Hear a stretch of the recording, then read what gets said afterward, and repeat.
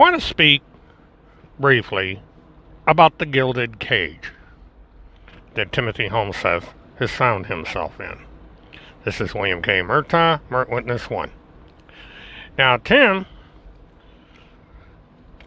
is in an undisclosed location. That location quite likely is the basement of Field McConnell's, although he could be in the basement of this Randy character.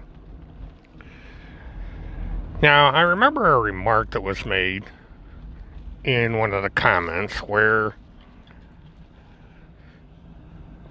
it was brought out to me that I might be jealous of Timmy's luxurious lifestyle, or that others might be jealous of Timothy's luxurious lifestyle.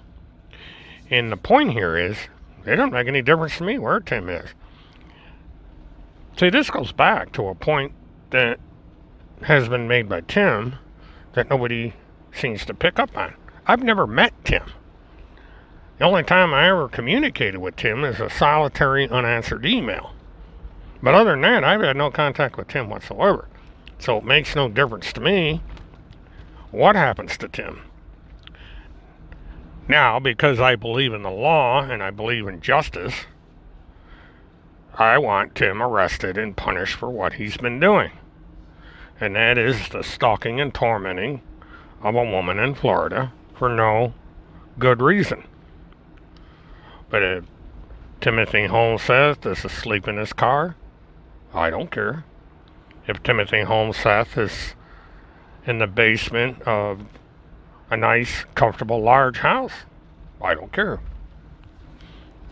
That's his choice. Now, he may get away for an indefinite period of time not getting arrested and made to account for his actions. Which is not a surprise either. I mean, Tim Holmseth doesn't take responsibility for anything.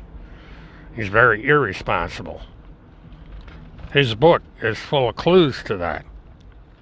The little incident of him playing with matches is a clear indication that Tim Holmseth doesn't own up for his responsibilities, and he certainly doesn't own up to the teachings of his parents.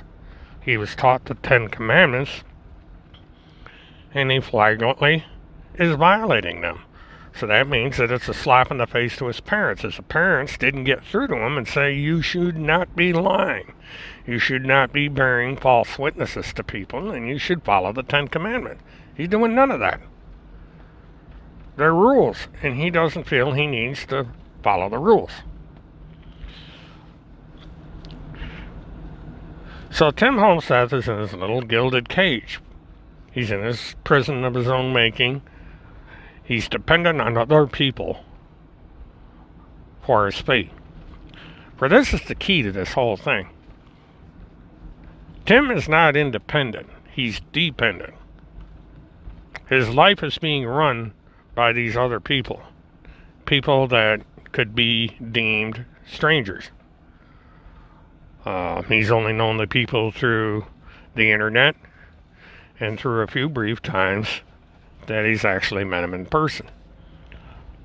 There was no long-term, decade-long relationship, constant relationship. It was this online, mysterious relationship. These people can turn on Tim in a heartbeat, and they will.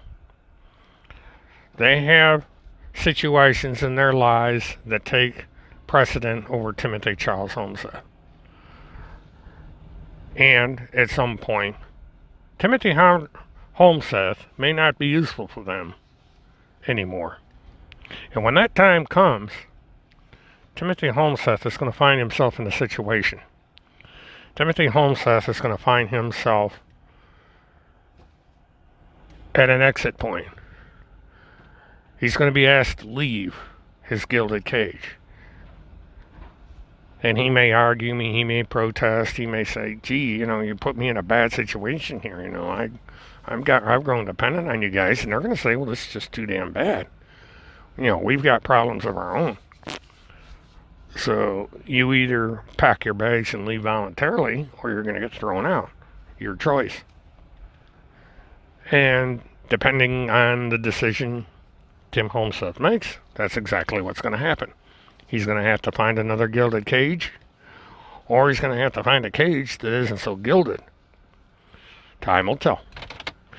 This is William K. Murtaugh, Witness 1. Have a good one.